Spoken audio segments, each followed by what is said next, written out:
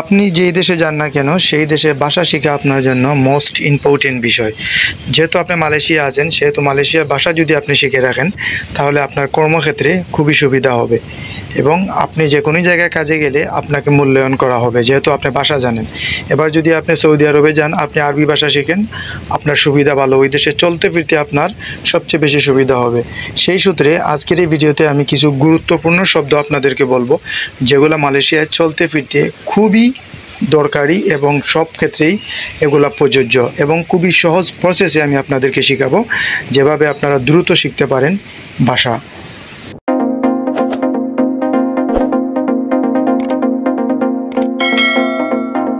আসসালামু আলাইকুম এভরিওয়ান।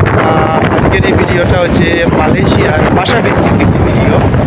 মালয়েশিয়াতে যারা নতুন বসবাস করতেছেন বা নতুন যাচ্ছেন তাদের জন্য মোস্ট ইম্পর্টেন্ট হচ্ছে একটা বিষয়, যে মালয়েশিয়ার ভাষা যেটা মালয় ভাষা, সেই ভাষার কিছু গুরুত্বপূর্ণ শব্দ আপনাদেরকে বলবো, যেগুলো খুবই দরকারি কিন্তু প্রয়োজনীয়। সবচেয়ে গুরুত্বপূর্ণ শব্দ হলো যেটা, যেমন আমরা কারোর সাথে দেখা হলে বলি যে কেমন আছেন, তো সেই ক্ষেত্রে মালয়েশিয়ার ভাষায় হচ্ছে আপ্পা কাবার। কেমন আছেন? আপ্পা কাবার। তারপরে যদি আমরা বাংলায় কাউকে জিজ্ঞেস করি যে তুমি কোথায়, এটা খুবই গুরুত্বপূর্ণ এই শব্দটা। সেক্ষেত্রে মালয়েশিয়ার ভাষা বলতে হবে মানা ইউ, মানা ইউ।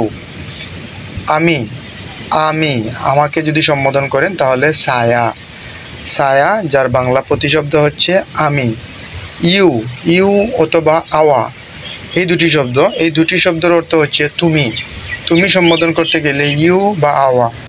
কাজ করার ক্ষেত্রে যে শব্দগুলা সবচেয়ে বেশি ব্যবহার করা হয়, যেমন কাজ, কাজ হচ্ছে কিরজা। তারপরে জিনিসপত্র, জিনিসপত্রকে বলে বারাং। এখানে, এখানে সিনি, সেখানে বুঝালে সানা। এখানে যে কয়টা শব্দ দেখছেন সেগুলো হচ্ছে পারিবারিক শব্দ, যেমন বাবা, বাবাকে বলে পাপা। মা, মা মাই, মা মালয়েশিয়ার ভাষায় মাই বলে। তারপরে ভাই হচ্ছে আবাং, বোন কাকা, আর চাচাকে বলে পাছি। বিয়ে বা বিয়ে করা সেটি হচ্ছে কাবিন। তারপরে বউকে বলে বিন্নি, ছেলে বা মেয়েকে বলে আনা, আনা বা আনাক। মানুষ ওরাং, মানুষকে বলে ওরাং। আপনি যদি প্রেম করতে চান মালয়েশিয়া, সেই ক্ষেত্রে আপনাকে প্রেমের শব্দগুলো জানতে হবে। ভালোবাসাকে কি বলে, ফুলকে কি বলে, সেই ক্ষেত্রে ভালোবাসাকে বলে চিন্তা, চিন্তা, আর ফুলকে বলে বুঙ্গা। ফুল হলো বুঙ্গা, প্রেমিক বা প্রেমিকা হচ্ছে সায়াং, প্রেমিক প্রেমিকা হচ্ছে সায়াং। আর মিথ্যা, মিথ্যা কথা বা মিথ্যাকে বলে টিপু।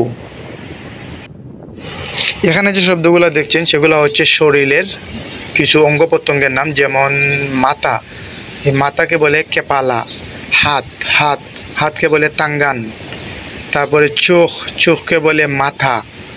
চুল, চুলকে বলে মালয়েশিয়ার ভাষায় রেম্বুত।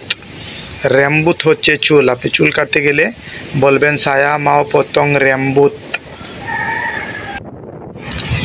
ঘর বাড়ি, ঘর বা বাড়ি বা বাসা কোথায়, এগুলাকে বলে রুম্মা, রুম্মা। আর জায়গা, জায়গাকে বলে তাম্পাট। তারপরে গাড়ি, গাড়িকে বলে ক্রেতা, গাড়িকে বলে ক্রেতা। টাকা, টাকাকে বিভিন্নভাবে সম্বোধন করা হয়, যেমন ওয়াং, ডুয়েট, রিঙ্গিট, মানি। রান্না বান্না করার ক্ষেত্রে বা সবজির ক্ষেত্রে কিছু গুরুত্বপূর্ণ শব্দ বলছি, যেমন রান্না করা, রান্না করা কমন একটা বিষয়, সেটি হচ্ছে মাসা বা মাসাক। তারপরে শাকসবজি, শাকসবজি হচ্ছে সায়ুর, মালয়েশিয়ার ভাষায় শাকসবজিকে সায়ুর বলে। তাছাড়া তরকারি, তরকারি, তরকারি রান্না করা যে তরকারি আছে সেটাকে বলে কারি, কারি।